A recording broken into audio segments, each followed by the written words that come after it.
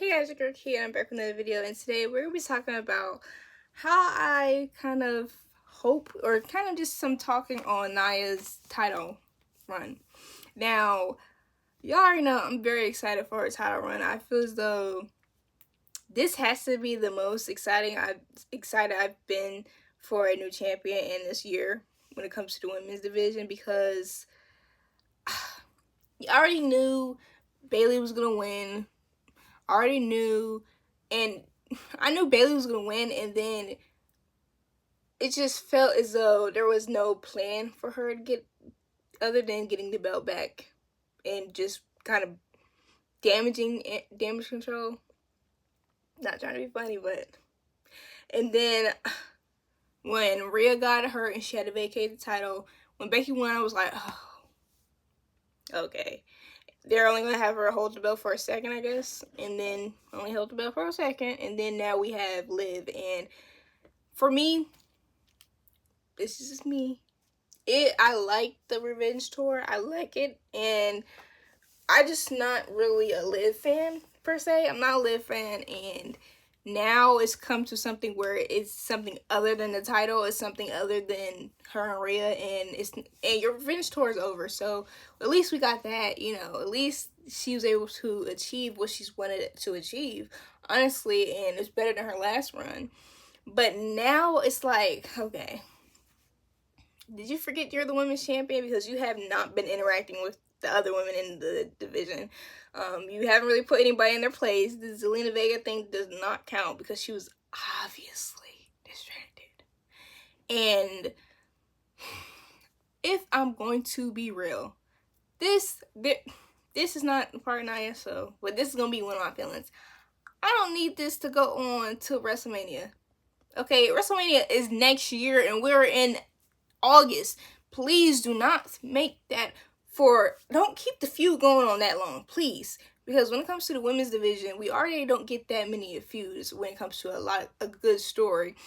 So we only get one on Raw, one on SmackDown. Then the tag feud is one and the same sometimes. So that's like 3 stories.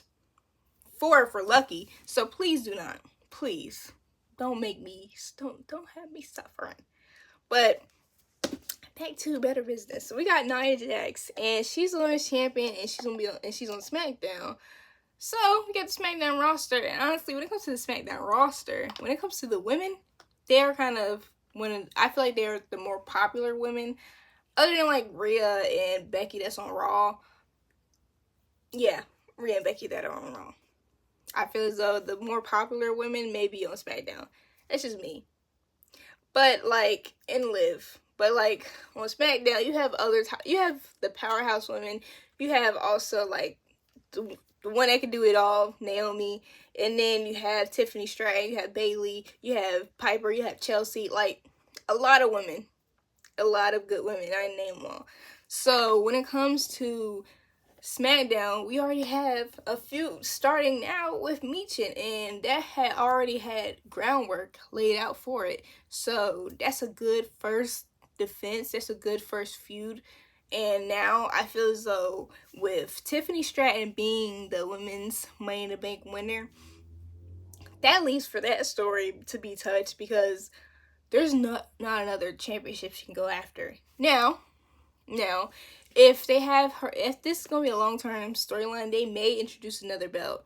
So if they introduce another belt, there could be a little rift on, like, Nia thinks she's going to go after this belt, but she's clearly probably going to go for WWE Women's Champion belt, because that's the better belt. And that's her princess, and that's the princess, and then she's the queen of the ring. So it's like, and that whole second belt thing might be a little stretch, because we got the Speed Women's Championship. And I don't know about that one, but like, you have that, and then you have the storyline of the pot. Like, there's been people that's wanting this story. People have been like asking, what about a women's bloodline? You can have that, because now Nia's doing a kneel, telling people to kneel, like, that's kind of giving an acknowledge me type of energy. And she also is that dominant type of champion. So she's dominant, but at the same time, it's not her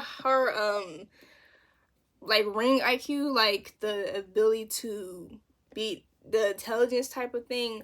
That's never really been highlighted in that character. So somebody can outsmart her. Like, either it could be Tiffany outsmarting her when it comes to the Money in the Bank, or somebody can outsmart her in the ring to where she can lose the belt. We've seen her possibly. I don't think we've seen her lose other than with Bayley. I don't know.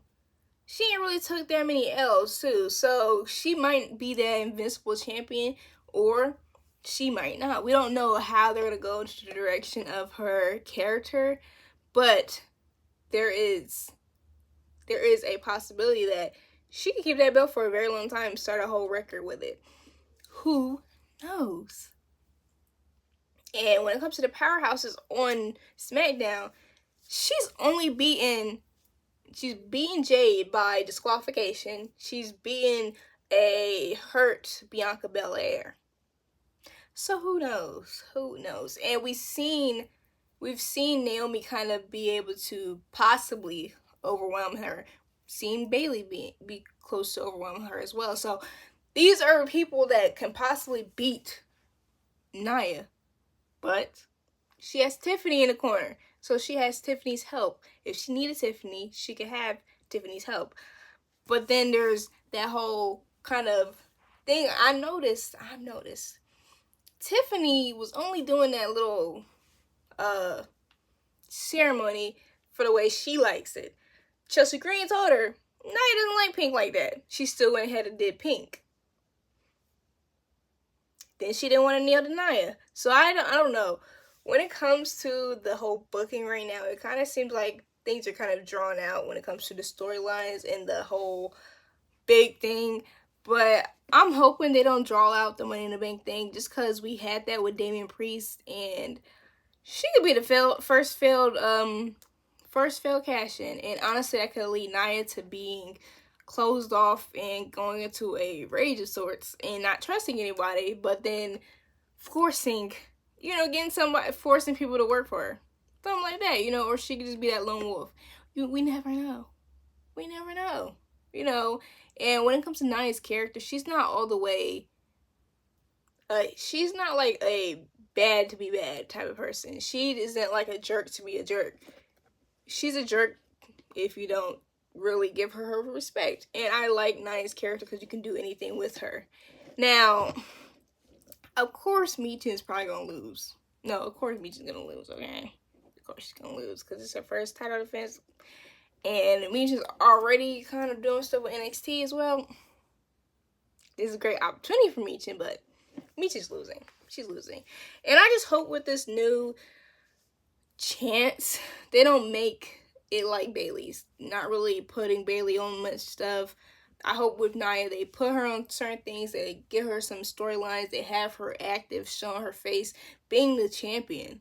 Because honestly, I was kind of getting tired of Bayley just being there to be there, to be honest. And with Nia, I feel as though she's a different type of superstar. So when it comes to her being like more of a powerhouse, you can't ignore her, So I'm excited to see that. And I feel as though